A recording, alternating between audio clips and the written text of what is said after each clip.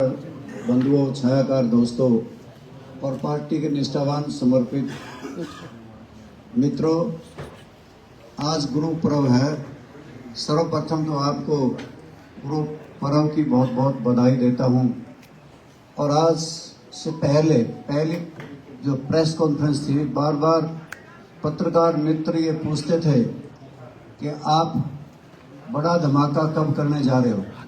आज गुरु पर्व के दिन पे आज बहुत बड़ा धमाका हरियाणा प्रदेश की राजनीति में होने जा रहा है। स्वर्गीय चौधरी देवीलाल चौधरी ओम प्रकाश जी चौटाला के जांचे परखे, जिन्होंने हरियाणा प्रदेश के उच्च पदों पे काम किया, चौधरी देवीलाल के साथ न्याय युद्ध जैसे युद्ध को लड़ा, हरियाणा प्रदेश की खातिर लड़ाई लड़ी और चौधरी देवीलाल ने उन्हें अपने नवरत्नों को में अलंकृत किया था। प्रोफेसर संपत सिंह जी हमारे बीच में विराजमान हैं और चौधरी देवीलाल जी ने इनको इस प्रदेश का गृह मंत्री बनाया और इनकी अपनी कार्यकुशलता की वजह से प्रदेश अपराध मुक्त हुआ था। चौधरी ओम प्रकाश जी चौटाला ने अपने खजाने के वजीर रखे, वित्त मंत्री रखे, हरियाणा प्रदेश का अजूबा प्रदेश इन्होंने बनाया। एक सफलतम वित्त मंत्री के रूप में के रेवेन्यू सरप्लस स्टेट हरियाणा प्रदेश इन्हीं की अगुवाई में बना था।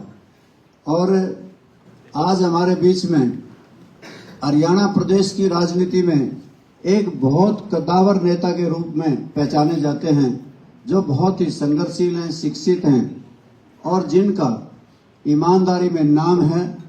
और इन्होंने हमेशा ही हरियाणा प्रदेश की जनता को बेपाकी से बुलंद करने का काम किया है।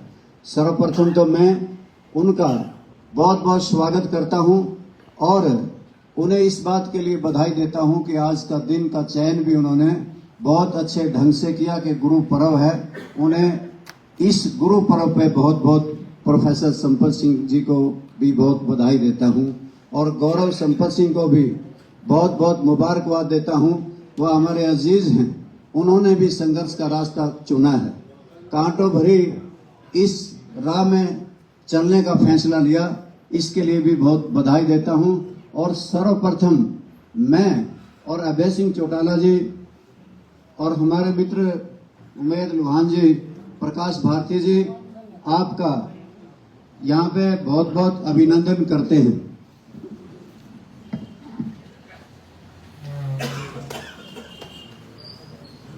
पीछे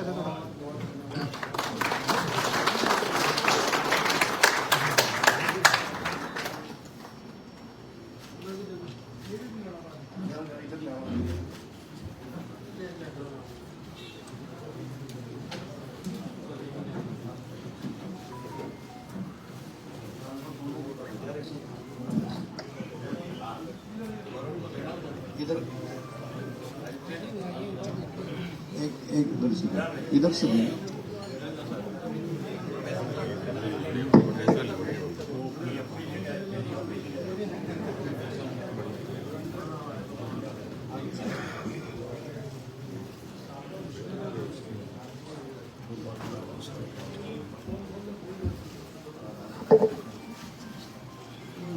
मैं इसी के साथ अनुरोध कर रहा हूं प्रोफेसर संपत सिंह जी, पूर्व गृह मंत्री और पूर्व वित्त मंत्री जी से कि वो अपने विचार आपसे साझे करें।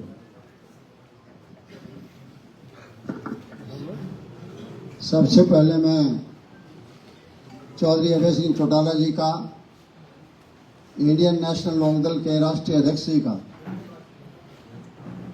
और प्रदेश के अध्यक्ष रामपाल माजरा जी का और सभी अन्य साथियों का, लोकदल के जो वरिष्ठ पदों में बैठे हैं, मैं भी इस बात के लिए उनको धन्यवाद करता हूं उनका। उन्होंने मुझे जो है काम करने के लिए एक प्लेटफॉर्म दिया ताकि जो शिक्षा मैंने चौधरी देवीलाल जी सीखी थी और चौधरी ओम प्रकाश चौटाला जी के साथ में रहकर काफी अनुभव प्राप्त किए थे, आज मुझे ये प्लेटफॉर्म द्वारा इन्होंने बख्शा है, इसके लिए इनका मैं बहुत बहुत धन्यवाद करता हूँ। और आज का दिन जो है, गुरु पर्व जो है,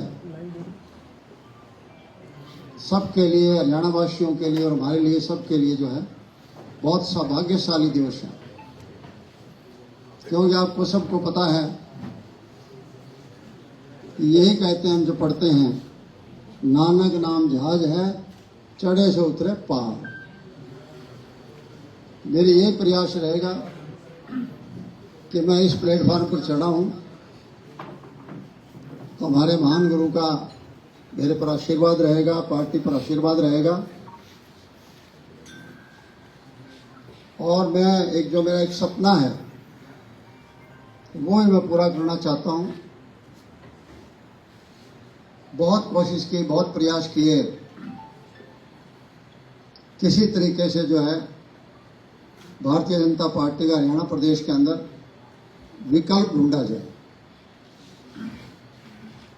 लेकिन विकल्प वाली बात रह नहीं गई है। अब मेरा यही लक्ष्य होगा कि मेरी अपनी पार्टी, जहां चौधरी देवीलाल जी ने, ओम प्रकाश चौटाला जी ने खून और पसीना बहाकर पार्टी बनाई थी,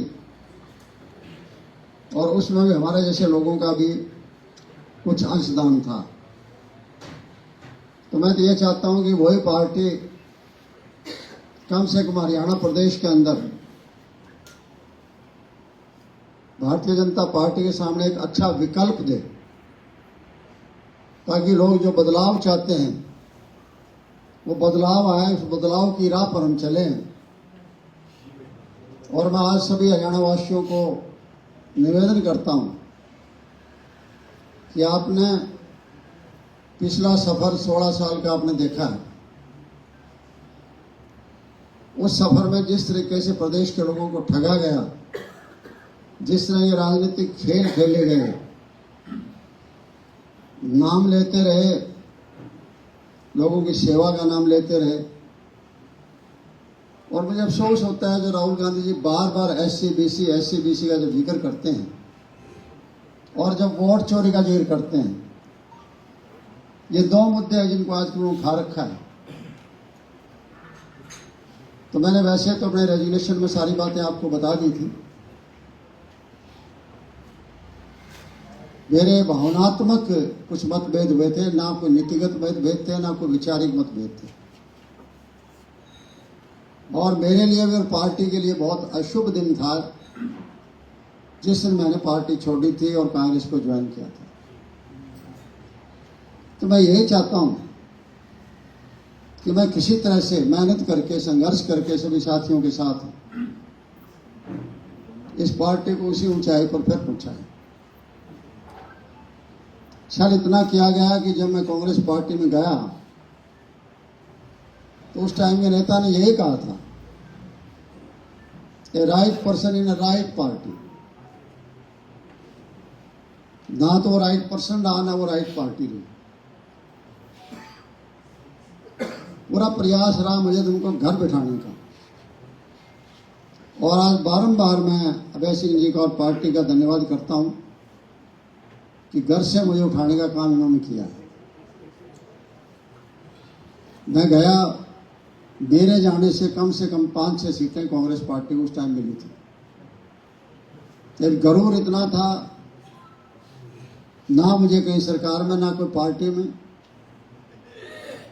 कहीं कोई जगह नहीं दी गई। धोखे पर धोखा होता रहा। और जब ये 2016 का चुनाव आया राज्यसभा का, बड़ी हैरानी की बात है, अपना इतिहास देखते नहीं है, वोट चोरी। कितने वोट चोरी हुए थे? 14 और 1 15। आपको पता है उस टाइम आर के आनंद जी चुनाव लड़ रहे थे। श्रीमती सोनिया गांधी जी उनको ब्लेसिंग दी थी, उनको आशीर्वाद दिया था, और इधर से लोकदल का समर्थन 22 और 15 37 एमएलए थे। आज वो राष्ट्रीय पार्टी है जिससे एक आदमी तटस्थ रहने का अधिकार लेकर आता है कि मैं तो तटस्थ रहूंगा, मुझे इजाजत दी जाए। अरे भाई, वोटर भी तटस्थ नहीं रह सकता। एक एमएलए, वो कितने वोटर हैं, कितने वोट चोरी हो रहे हैं, और बाद में अपने एक आजाद एमएलए का उठा के फायदा, क्योंकि पार्टी में जिक्र करते हैं, शायद पार्टी के लोग ना मानते, उसकी ड्यूटी लगाएगी पेन बदलने की, शाही बदलने की, और बाद के वोट सबको लेके साथ गए एकदम, और वो 14 के 14 वोट कैंसिल हो गया, एक अपना खुद का हो गया। तो वोट चोरी कौन कर रहा था? कहां गई थी कांग्रेस हाईकमांड? इसी तरीके से बाद में किया। मतलब बीसी ओबीसी का नाम लेते हैं। जब 2019 में 10 सीटें लोकसभा की हार गई थी कांग्रेस पार्टी, चलो हार जीत चलती रहती है, लेकिन उनके दिमाग में सिर्फ यही रहा कि हम रोहतक आ रहे हैं। और उसके बाद राज्यसभा का चुनाव आया 2020 में, अगले साल आ गया।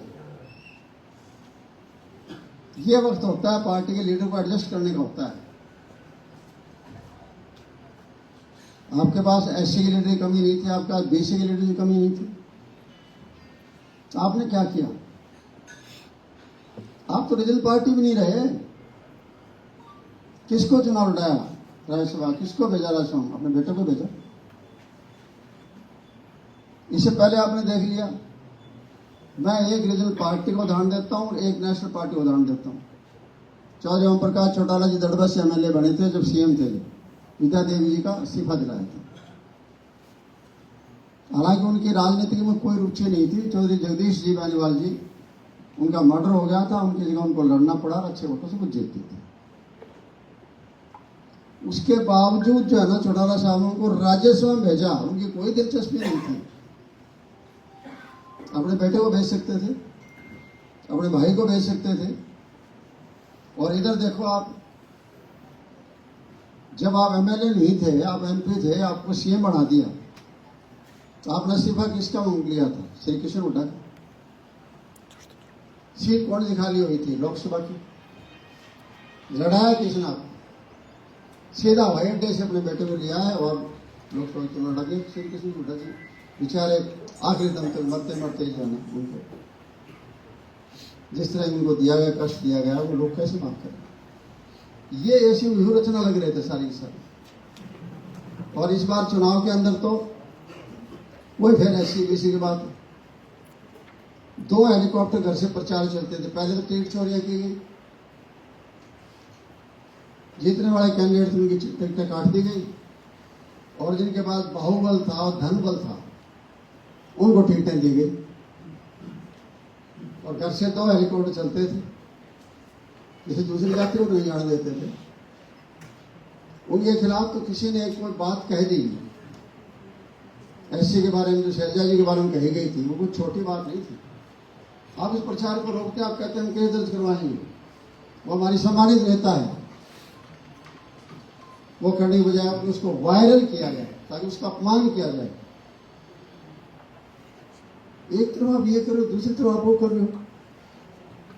बीसी के थे रामदास घोड़ेला जी थे बरवाड़ा से, क्या व्यवहार किया गया? भोगे एमपी के सगे भाई ने ऑडियो में जारी किया, ऑडियो को फैलाया कि कुम्हार की सीट बन जाएगी बरवाड़ा हमेशा के लिए अगर रामदास घोड़ेला जी जाता है।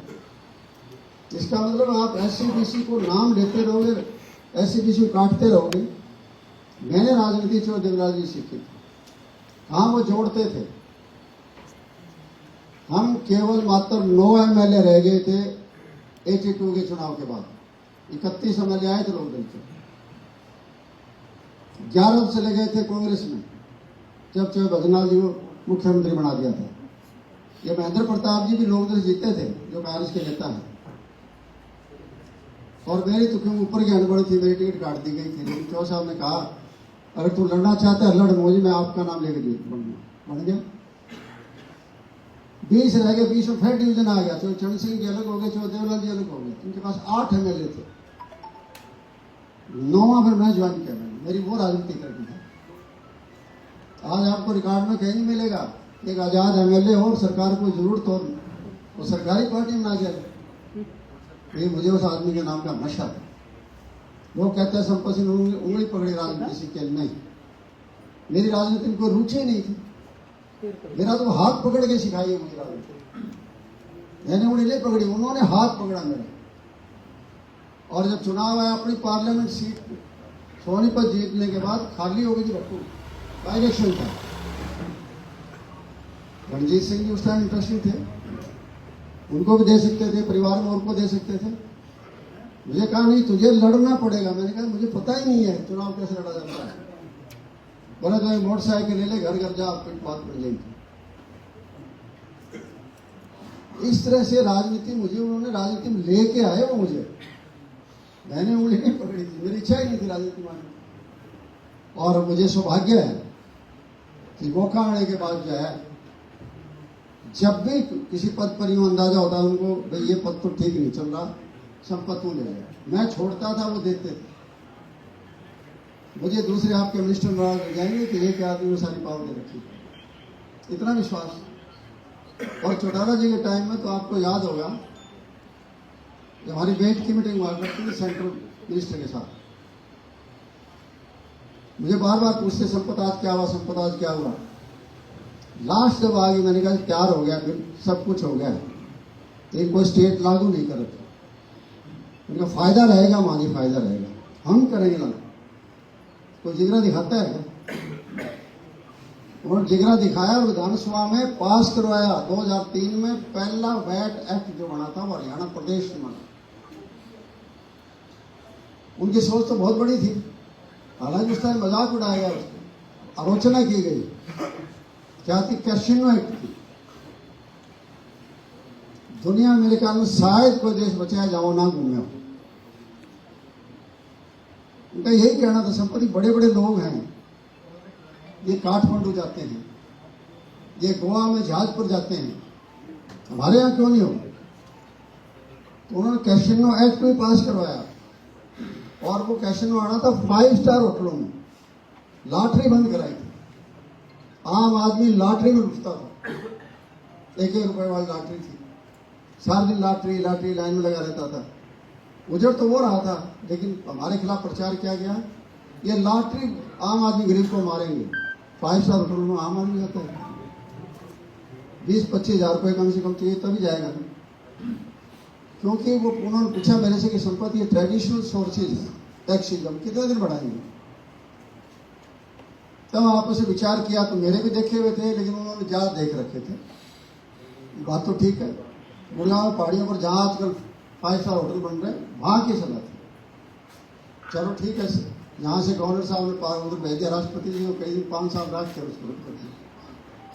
कितनी बड़ी प्रोग्रेसिव सोच थी। जब मैं कह रहा हूँ कि 9 MLA से चले, उन्होंने ये कहा कि MLA नहीं है तो कोई बात नहीं, जनता हमारे साथ है। चलते चलते इतना बड़ा संघर्ष किया तो 87 में जो है 85 सीटों पर आ गए। और जोड़ने के बाद गजब है। बलवंतराय तायल जी को उठाया, बनारस गुप्ता जी को उठाया, पंडित भगुदयाल जी को उठाया, मूलचंद जैन जी को उठाया। ये है जातीय एकीकरण करना। के परम पूनिया जी को राजनीति में लेकर आए कि एक SC का चेहरा भी होना चाहिए। जयनारायण वर्मा जी को लेकर आए कि BC का चेहरा भी होना चाहिए। मनोहर लाल सैनी जी थे, जब 70 में बन गए थे महेंद्रगढ़ से, 80 में हवा नहीं थी, वो महेंद्रगढ़ के खिलाफ थे, उनको क्षेत्र लाए तो BC आना चाहिए और उनको जिताया। ये चेहरा था। और उस टाइम में पंडित जी का यहाँ पे कहता हूँ, पंडित जी चले गए, उनकी सीटें अनाउंस कर दी 12 और वो वापिस कहाँ चले गए। टाइम पड़ा था कैंडिडेट का उनका और भरने का नाम। लोगों ने कहा चौ साहब इनको बदलो। मैं नहीं बदलूंगा, इस गुब्बारे में एक पिन मार दूंगा ना, ये गुब्बारा तुम्हारा फूट जाए। कैसे जातीय समीकरण बढ़ाते? इसी तरीके से 7 दिन पहले, सिर्फ 7 दिन पहले मेधावी कीर्ति आ गई। आप में से बहुत से लोग नहीं जानते, आज जनरेशन बदल गई है। बाबू जगजीना उनकी पोती थी, झज्जर के फार्म में रखा था। चौधरी साहब दादाजी रहे नहीं, आप मेरे दादाजी, आप मेरी सपोर्ट करो। गवर्नमेंट ने सोचा, दिमाग में आया कि चौधरी उनका बहुत बड़ा नाम रहा, इससे एससी समाज में फायदा मिलेगा। झज्जर गए, लोगों को कहा बताओ भाई बाबू जी की पोती है, तो चौसा में इशारा चलता और उसी टाइम वो कहते इसको जिता भी दिया। ये था जातीय समीकरण बढ़ाने का काम। जो आज national party so called party बनाओ कहते हैं, ये तो जातीय समीकरण भी नहीं है, नेशनल पार्टी भी नहीं है, स्टेट पार्टी भी नहीं है, एक फैमिली में आकर जो है कैदी बन गए। सारी कांग्रेस पार्टी को एक एक परिवारों ने अलग अलग कैद में जब रखा और आज यही हाल है। मैंने 1 साल तक वेट करी थी, इसलिए वेट की थी कि राहुल गांधी जी ने कहा था जब चुनाव का रिजल्ट आया था कि कांग्रेस पार्टी के स्टेट के जो नेता हमारे हैं उन्हें अपना हित देखा, पार्टी का हित नहीं देखा। तो उन्हें लगा कि हाँ बहुत बड़ा बदलाव आएगा। और बदलाव कहाँ आया? उसी घर को वापस ले आए। इसका मतलब आप तो उसके कैदी हो गए कि एमएलए ना भाग जाए। इतनी कमजोर होगी फिर नेशनल पार्टी कहाँ रहेगी? कहाँ एक आदमी 9 एमएलए के साथ लेके चलता है और कहाँ ये पार्टी के एरिया में चला जाएगा। तो मतलब अच्छी बात है, देखो सही कितने लोग जाते हैं और क्या लोगों को रिस्पॉन्स मिलता है। अलग होना, पार्टी बनाना कोई आसान बात नहीं है। भूपेश चौधरी देवलाल नहीं है, हम नाम भूल गए खुद उनका। उतनी कितनी पार्टियां नाम बढ़ाई थी उन्होंने। कहाँ जनता पार्टी के अंदर उनका रोल था? सारे देश में परिवर्तन आया। और 89 में आपने देखा जनता दल का कौन बनाने वाले थे? देवलाल थे। जबकि अपने संपादक के बारे लिखते थे कि ये देवलाल तो नॉन हरियाणी बन गए, नॉन हरियाणी रेजिडेंट, एनआरआई बना दिया, केवड़न खटोला बना दिया उन्होंने। लेकिन सारे देश के लोगों को इकट्ठा किया, राज बना दिया। और वीपी सिंह का नाम ले लिया तो ले लिया, अपनी पगड़ी उस पर। ये एक त्याग कहते थे चौसा कि संपद अगर आगे आना है तो आपको त्याग करना पड़ेगा। त्याग उस भावना के साथ जो है आज मैं जुड़ा हूं और मुझे शामिल किया गया है। मेरा पूरा प्रयास रहेगा कि आज हरियाणा प्रदेश के जैसे हालात हैं। अब देखिए 37 एमएलए, आज तक आपने देखा कभी? आप तो लंबा इतिहास जानते हो हरियाणा का। 4 महीने बाखड़ा बंद रही है कभी? कहाँ गई पार्टी 37 एमएलए वाली? कहीं सड़क पर दिखाई दी? बयानवीर तो बहुत आए और कहाँ अब हो रहा है? पिछले 4 महीने से लोगों खेत डूबे हुए हैं, घर डूबे हुए हैं, दाने बादू मंडी में लेके गए हैं, वो नहीं बिक रहे। वहां खाद में लूटमार मची हुई है। नाम किसान किसान का लेते हैं। कहाँ है किसान के लिए? कौन सी आपने लड़ाई लड़ी शायद बयान देने के लिए? आज भी अगली फसल भी नहीं, क्या लोग ऐसे हालात बन रहे हैं। मुख्यमंत्री जी कहते हैं 1.25 लाख मैंने नौकरी HKR में लगा दी। क्या आपको उसके मुंह पर राजनीतिक तमाचा नहीं लगाया जा सकता? कैसे आप नौजवानों का शोषण कर रहे हो? एक तरफ रेगुलर, दूसरे एक्सटेंशन पर, तीसरे एडहॉक पर, फिर कॉन्ट्रैक्ट पर और बाद में HKR। कितना जो समाज के अंदर विघटन कर रखा है इन लोगों ने। अब इसका मतलब है कि मेरे जैसे आदमी आज सोच के हैरान हो जाते हैं कि देश का, प्रदेश का क्या होने लग रहा है। सारे प्रदेश को जातियों बांट दिया, सारे प्रदेश को धर्मों में बांट दिया, एरिया में बांट दिया। और ऐसे हालात में अगर विपक्ष में इतनी ना हिम्मत रहे जो अपने आप को पक्ष कहते हैं, तो फिर तो यही ठीक है। आज चौधरी अभय सिंह जी की पार्टी में 2 एमएलए हैं। वही बात है कि मैं फूलों की सेज पर नहीं जा रहा हूं। जिस शख्सियत से मैंने राजनीति सीखी है, चाहे वो उम्र मेरी नहीं है, लेकिन फिर भी मेरी तरफ से यह संकल्प रहेगा किसी तरह से मैं उसी अपनी पार्टी को, जहां मेरी पैदाइश हुई, जहां से मुझे बहुत कुछ मिला, सब कुछ हुआ, उसी को दोबारा जो है उठाना चाहता हूं और लोगों के सामने एक विकल्प पेश करना हम लोग चाहते हैं विकल्प आपके सामने यही विकल्प है, ये नेशनल लोकदल विकल्प है। ये मेरी इच्छा है और उसके लिए पूरा आप सबसे उम्मीद करता हूं। दो चीजों मैंने और कह के खत्म करता हूं। आज आप देखिए, जहां भी निजीकरण आता है, बड़ा निजीकरण, इसका मतलब सरकार वहां फेल हो। मैं दो चीजों से बहुत दुखी हूं। मैंने यहां आकर जो है प्लेटफॉर्म चाहे दूसरा था, मैंने मुद्दा उठाया था यूनिवर्सिटीज का। लोन दे रहे हैं, ग्रांट बंद कर दी यूनिवर्सिटीज को। 22 यूनिवर्सिटी खोल दी स्टेट में। क्या फायदा है 22 यूनिवर्सिटी का? कॉलेज आपने सारे बंद हो रहे हैं। क्यों? यूनिवर्सिटी में जो कोर्स है वही कॉलेज में कोर्स है। ये BA, MA, BSc ये कॉलेज में थी, कॉलेजों में सीटें आधी हो रही है। कोई पढ़ाने वाला आदमी नहीं है। लोग फिर धक्के खा रहे हैं अकेडमी में, कोचिंग सेंटर में। शिक्षा का बेड़ा गर्क कर दिया। शिक्षा का इतना निजीकरण कर दिया कि हमें दुख होता है कि इसका गरीब का बच्चा पढ़ी नहीं सकता। और ये हल्का किया है। पहले तमाशा किया, अटल योजना, आयुष्मान योजना। अब आप देख रहे हो सर्विसेज वहां से हटा दी कि सिविल अस्पताल में जाओ। मैं एक सिविल अस्पताल का हिसार का आपको एग्जाम्पल दे दूँ। 3 साल से CSR मशीन खराब पड़ी है, ऑपरेशन आप नहीं कर सकते। छोटी सी मशीन है। मैंने पूछा ये है क्या डॉक्टर से, ऑर्थोपेडिक के डॉक्टर से। क्या मैग्नीफाइड पिक्चर आती है, उसको C शेप की होती है, तो हमें पॉइंट का पता लगता है। उस तरह से हमें ऑपरेशन करना पड़ता है। तो गरीब आदमी तो मार दिया ना। ये कैंसर थेरेपी कितनी महंगी है। जब तक शिक्षा और चिकित्सा दोनों सरकार नहीं संभालेगी, बाकी प्रगति, बाकी तरक्की आपकी बेकार है। बाकी चीजें आपके सामने है, रोज आते रहेंगे, बातें आती रहेंगी। जिस तरह के हालात हमारे हो रहे हैं प्रदेश के, वैसे देश के होने चाहिए, लेकिन आज हरियाणा प्रदेश के सबसे बुरे हालात।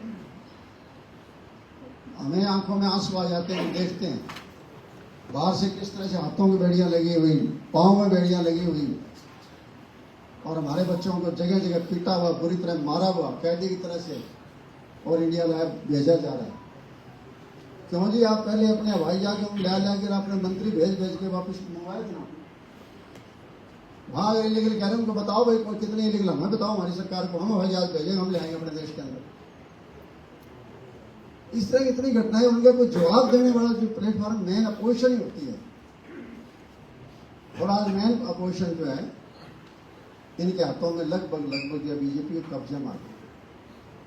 इतने बड़े बड़े ये टिकट चोरी और वोट चोरी कांड नहीं होते। वोट चोरी की बात आ गई, अकेले उचाना में 60,000 वोट चोरी हुई। किए किसने? आपके नेता ने किए। कांग्रेस और बीजेपी को छोड़ के उनसे अलग जो वोट पड़े हैं, वो 60,000 वोट पड़े आजाद उम्मीदवारों पर। वो आजाद उम्मीदवार कौन थे? वो आपके द्वारा थापे लगाए गए थे। इससे बड़ा कोई एग्जाम्पल है वोट चोरी का? किसके लिए घूम रहे हो आप? इसलिए मैं ये कहना चाहता हूं कि फिर मैं इंडियन नेशनल लोकदल पार्टी का, उनके राष्ट्रीय अध्यक्ष अभय सिंह जी का और प्रदेश के अध्यक्ष रामपाल माजरा जी का, इधर लोहान साहब बैठे हैं, सभी साथी बैठे हैं, RS चौधरी जी तो हमारे बहुत पुराने, सबसे सीनियर हैं, सभी का धन्यवाद करता हूं कि मुझे अपने प्लेटफॉर्म पर दोबारा ले गए। मेरी भावना वही जगाई जब चौधरी ओम प्रकाश चौटाला जी का स्वर्गवास हुआ था। मुझे कहा गया था कि आप जो है स्टिकलस आप संभालेंगे साहब। वो पल मैं भूल नहीं सकता। मेरी भावना इस तरह से वापस लौटी कि यहां तो लुट पिट रहे हो और एक आत्मा आपको फिर बुला रही है। उसी दिन से जो है मेरे दिमाग में घर कर गई थी, मुझे भी कुछ करना है। मेरे जो अपने बुजुर्ग हैं, बड़े हैं, जो उन्होंने पढ़ा बड़ा किया, उनके साथ में बड़ा रहा, वो मेरे से कुछ मांग रहे हैं। मैं कहूँगा कि आदेश दे रहे हैं और उसके आदेश की पालना करते हुए, उनके नियमों पर, असूलों पर चलते हुए, जैसे कहा कि घर वापसी नहीं है। मेरी नीतियों के हिसाब से कोई घर वापसी वाली बात नहीं है। सुनो मैं चला, आप देखते थे मैं एमएलए था जब, आप लोग लिखते थे संपत सिंह अपोजिशन की तरह बोल रहा है।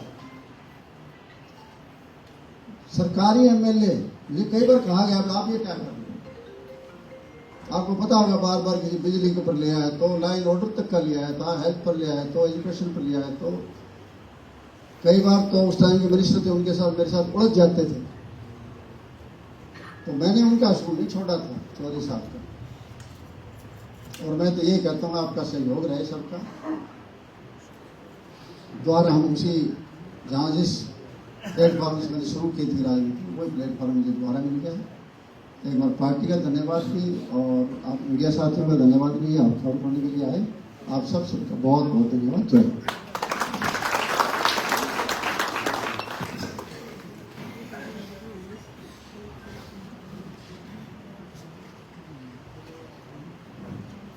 आज गुरु पूर्व है, बहुत बड़ा दिन है। आप सबको हार्दिक शुभकामनाएं और उसके साथ साथ मैं चौधरी संपत सिंह जी का स्वागत करता हूं, अभिनंदन करता हूं। जो फैसला चौधरी संपत सिंह जी ने लिया इंडियन नेशनल लोकदल पार्टी के लिए,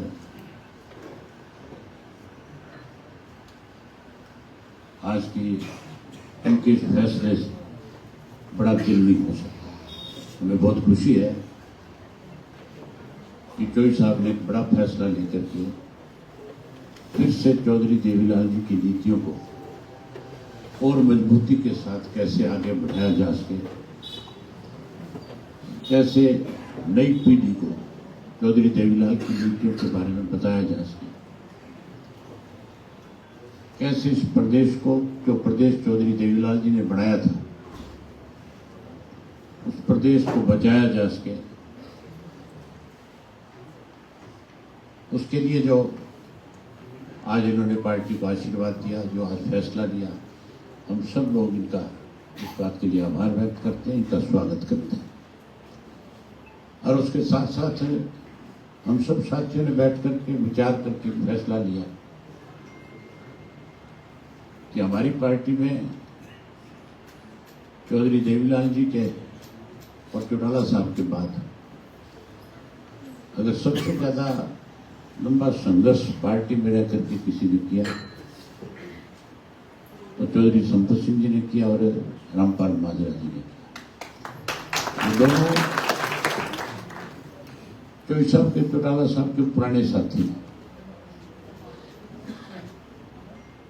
जहां हमने माजरा साहब को प्रदेश की पार्टी की जिम्मेवारी इनके हाथ में है, हम इनके नेतृत्व में जो सब मिलकर के आज पार्टी को आगे बढ़ा रहे हैं।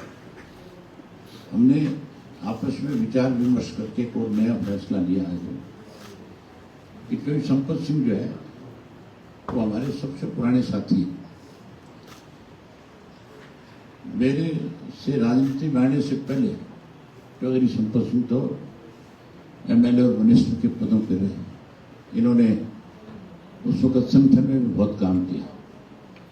आज फिर क्योंकि इनको संगठन का बहुत अनुभव है,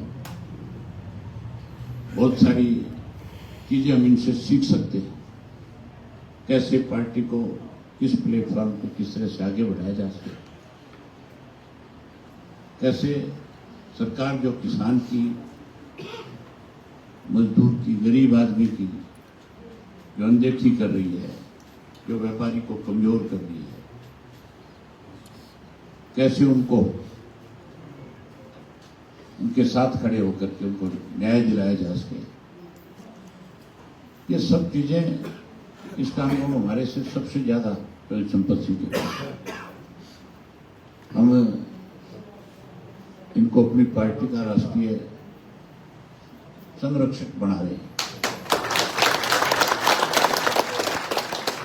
इनको संरक्षक की जिम्मेवारी दे रहे हैं। वहीं गौरव संपत सिंह जो है, जो काफी समय से राजनीति में एक्टिव है, इनको भी हम हमारी पार्टी में यूथ के अंदर एक बड़ी जिम्मेवारी देंगे ताकि यूथ को भी ज़्यादा से ज़्यादा संख्या में जोड़ा जा सके। मैं एक बार फिर आप सबका भी धन्यवाद व्यक्त करता हूँ कि आपने आज समय निकाला और संपत सिंह जी का और गौरव संपत सिंह का भी बहुत बहुत स्वागत करता हूँ, अभिनंदन करता हूँ, इनका धन्यवाद भी करता हूँ। आपके लिए भोजन की व्यवस्था की है, भोजन तैयार है, सब साथी भोजन लेकर के जाएंगे। बाकी सारी बातें चौधरी संपत सिंह ने आपको बता दी। एक बात आपको मैं कहना चाहता हूँ, पहले चाहे रामपाल माजरा जी का मामला है, चाहे चौधरी संपत सिंह जी का मामला है, ये पार्टी के प्रति बहुत समर्पित थे दोनों के दोनों। इन्होंने कभी कोई कोर कसर नहीं छोड़ी। हम तो बच्चे थे इनके सामने। और चौधरी संपत सिंह को भी राजनीतिक तौर पे पार्टी से अलग करने में सबसे बड़ी भूमिका जो है किसी और की नहीं, अजय सिंह की नहीं है। ये बात तो ये सब हम आपको ज्यादा अच्छे ढंग से बता सकते हैं। और रामपाल माजरा जी को भी अगर किसी ने मजबूर किया तो उस शख्स का नाम भी अजय सिंह है। वो तो बहुत पहले से इस पार्टी को कमजोर करने में लगे हुए थे, लेकिन जो हमें कमजोर करना चाहते थे सब हम हाशिए पे हैं। और मैं एक बार फिर उन और साथियों को आपके माध्यम से कहना चाहूंगा जो किसी वजह से हमारे से अलग थलग गया, जिन्होंने चाहे किसी भी राजनीतिक दल में जाकर के उस राजनीतिक दल की ताकत बढ़ाने का काम किया। मैं आपके माध्यम से एक बार फिर कहना चाहता हूं कि वो सब साथी भी पुनः विचार करें और वो भी फिर इंडियन नेशनल लोकदल में आए, आकर के भारतीय जनता पार्टी को जो प्रदेश को दोनों हाथों से लूटने में लगी हुई इस बीजेपी के विकल्प के रूप में अपनी ताकत बढ़ाने का काम करें। मुझे भरोसा है हमारे पुराने सारे साथी अब कोई ना कोई और अच्छा फैसला लेंगे। तो संपत सिंह जी के आज पार्टी को फिर से नया प्लेटफॉर्म देने के लिए जो फैसला इन्होंने लिया है, बहुत सारे साथी आने वाले समय में और भी ऐसे साथी हैं जो पुराने हमारी पार्टी के साथ रहे हैं, जो किसी वजह से या घर बैठ गए या किसी और पार्टी में चले गए, वो भी पुनर्विचार करेंगे। जल्दी और बहुत सारे साथियों को हम आपके सामने लेकर के आएंगे। आप आए, आपका बहुत धन्यवाद। सर, राहुल गांधी ने प्रेस वार्ता की, उन्होंने सीएम पे सवाल उठाया है। सर, राहुल गांधी ने सीएम का एक वीडियो दिखाया और कहा कि वो 2 दिन बाद ये कहते हैं कि हमारी व्यवस्था। मैंने ये बात टेलीविजन पे देखी और सुनी भी। उन्होंने 35 लाख वोट चोरी की बात करी, 25 लाख। चौधरी संपत सिंह ने आपको बताया था कि चोरी करनी किसने सिखाई। सबसे पहले 14 एमएलए के वोट चोरी हुए जाते। राहुल गांधी जी से पूछो कि वो 14 वोट जो चोरी हुए वो किसने किए थे।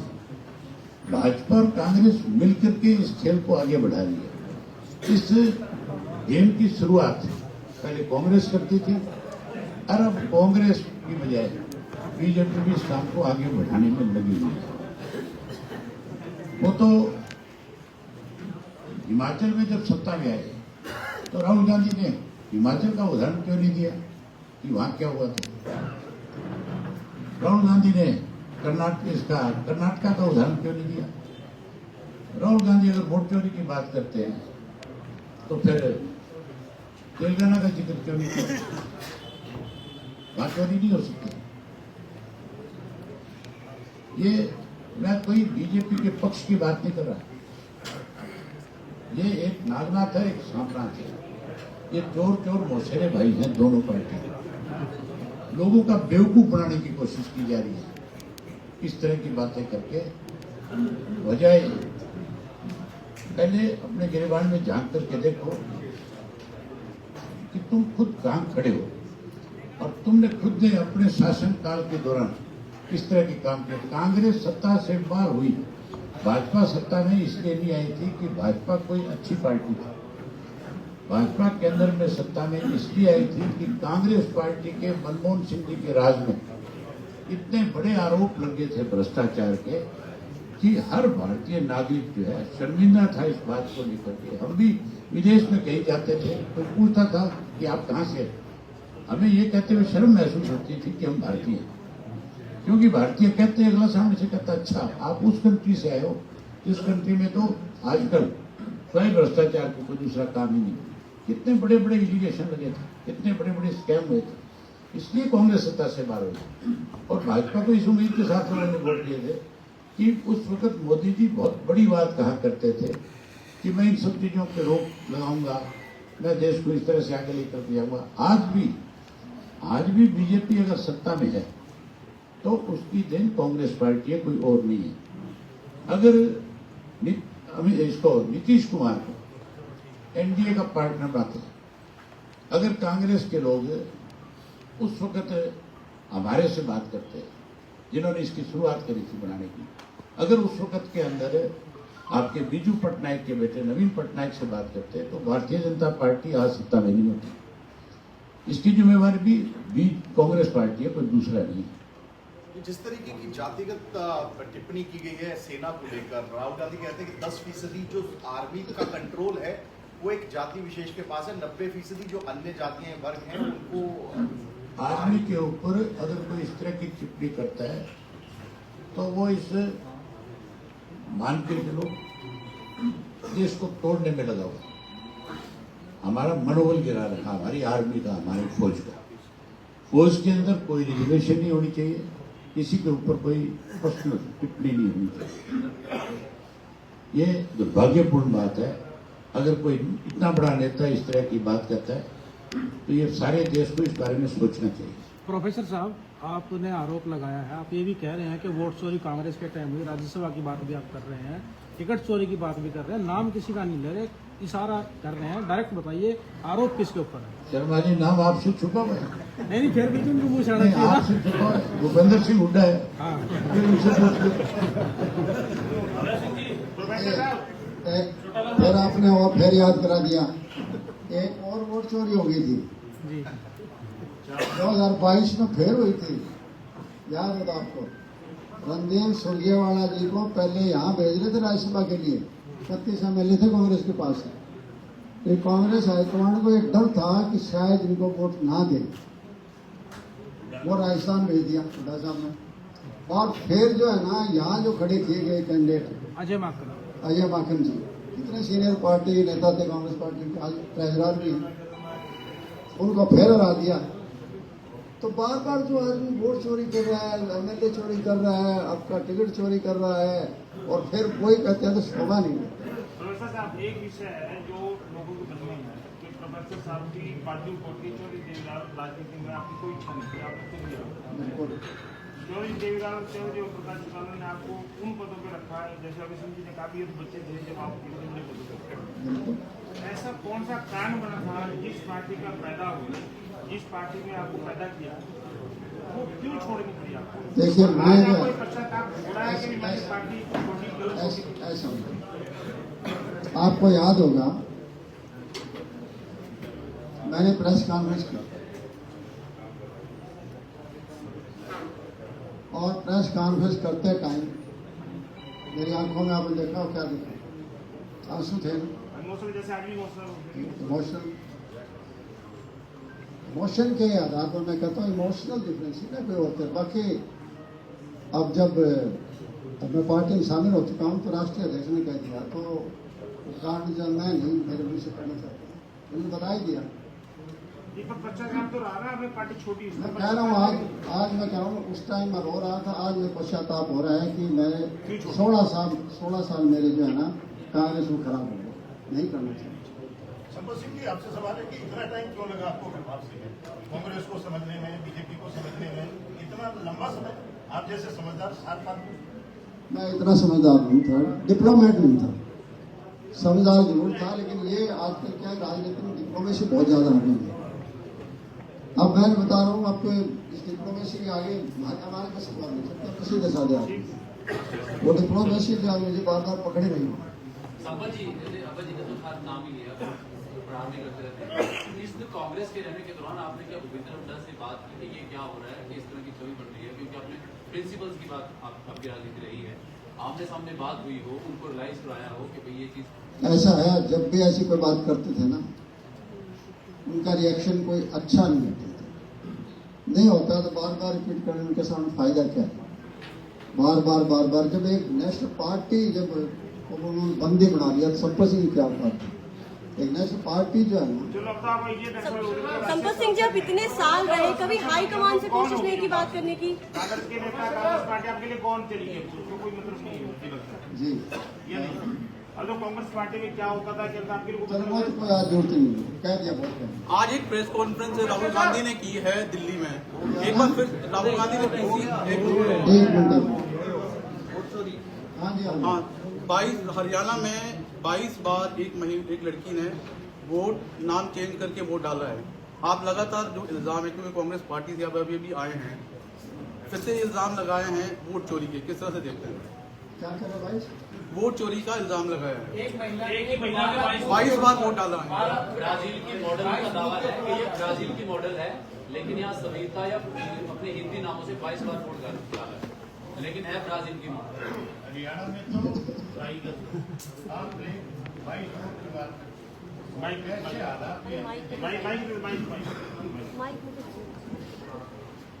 आप तो 22 वोट डालने की बात कर रहे हो।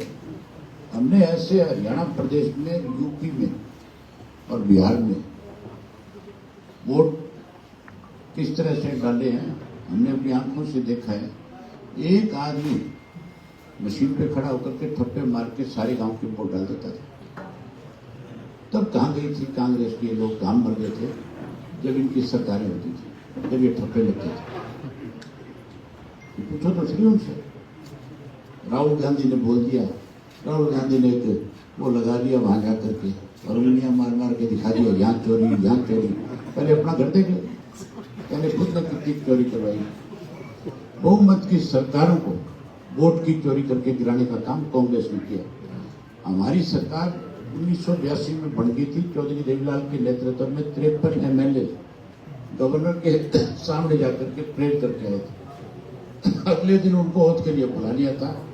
जिनके पास 33 वोट थे उनको रात को बुला करके ओथ दिला दी गई थी। इससे ज्यादा बड़ा प्रजातंत्र का गड़ा कोई नहीं घोट सकता। किसकी बात करता है राहुल गांधी? ये जब पैदा नहीं हुए थे उस वक्त इस कांग्रेस पार्टी ने सारे काम करने शुरू कर दिए थे। आखिर में आपके इन दिनों में कुलदीप शर्मा भी काफी बोल रहे हैं। आपके इन दिनों में कुलदीप शर्मा से बात हुई कोई? तो राष्ट्रीय सदस्य का और साथियों को लाई थे आपको? आपकी कुलदीप शर्मा से कोई बात हुई थी इन दिनों में? ऐसा है वो तुम एक परिवार को छोड़ के तकरीबन सबसे बात हुई, सबके टेलीफोन। कोई ऐसा नहीं बचा जिसके टेलीफोन नहीं आए। दुखी सारे हैं, लेकिन अब फैसला लेने में जो हम अब ये लगा रहे हैं या वही रहना चाहते हैं, क्या करते हैं वो तो है कि बाकी बात में ना कोई रहा ही नहीं जिससे बात ना की। वो प्रदेश अध्यक्ष कह रहे थे सर कि आपसे बात करने का प्रयास करेंगे राज। हाँ, उनकी बात की हुई, टेलीफोन आया था मेरे पास उनसे और मैंने उनको यही कहा था। उन्होंने कहा था कि अगर कोई 1% गुंजाइश हो तो मैं बड़े नेताओं से बात करके देखूं। तो मैंने उनको एक ही जवाब दिया था कि AICC के जनरल सेक्रेटरी दीनू गोपाल जो ऑर्गेनाइजेशन के हैं, उन्होंने मेरे से बात करके जब पार्टी में शामिल कराया था, बाद में बेटे गौरव ने अपने ट्विटर हैंडल पर डाला भी उसको कि किस तरीके का फोटो भी डाली है। मैंने कहा इतने बड़े आदमी की हाजिरी में बात हो गई, अब किससे बात कराओगे आप? मुझे आपसे कोई नाराजगी नहीं। कहने लगे जी मेरा अध्यक्ष बनना हुआ था, आप छोड़ गए पार्टी। मैंने कहा अकेले आपका नहीं हुआ था, जिस घर में वापिस आगे कांग्रेस कैद हो गई, मेरा तो उससे है, आपसे कोई लेना देना। ये बात हुई थी। संपत सिंह जी, अब बड़ा अहदा आपको मिल गया है, जो बाकी नाराज है उनको भी लाने की कोशिश करेंगे? देखो, मेरा प्रयास तो ये रहेगा कि अकेले नेता नहीं है, वोटर भी बहुत है। अकेले MLA XMLA नहीं है, बहुत लोग हैं। प्रयास यही रहेगा, मैंने आपको कह दिया ना, इसमें सारी बात आ गई कि हम यही चाहते हैं कि हरियाणा प्रदेश में इंडियन नेशनल लोकदल बीजेपी का विकल्प बन जाए, जो लोग चाहते हैं, उनको बदलना चाहते हैं, उनको विकल्प नहीं है उनके पास। राष्ट्रीय अध्यक्ष को खुला ऑफर दे दिया कि वापस आ जाओ। बिल्कुल बिल्कुल जी, बिल्कुल इन्होंने खुला ऑफर दे दिया। और भाई संरक्षक के नाते मेरी भी जो है ना, सबसे यही है, आएंगे लोग, आएंगे अपने आप भी आएंगे लोग, वो भी चाहते हैं निकल पाए। अजीत ANI के ऊपर माइक पड़े हुए कांग्रेस के नेता है जो चुनाव लड़े थे निर्वाचित अध्यक्ष, साहब के आगे तो उन्होंने आरोप वो उठा लिया। मौका परस्ता है, जब आपने वीडियो छोड़ी थी तब भी आपने ऐसे ही आरोप लगाए थे इन लोगों पर।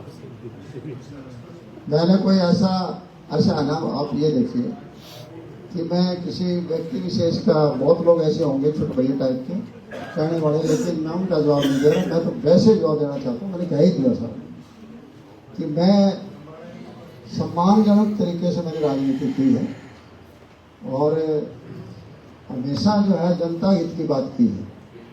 और अगर चलो मान लो कोई नलवा से, कोई कहीं से कोई कह रहा है तो संपत्ति के बिना कोई सीट जीत ली, क्या बात है? मेरी तो टिकट काटी गई, मैंने जिक्र नहीं किया, लेकिन वो दोनों बार बीजेपी हुई वो सीटें, कौन सा भला हो गया कांग्रेस का? अपने पाँव पर कुल्हाड़ी मारी है, मारते नहीं, मेरे क्या और मारे, अच्छी बात है।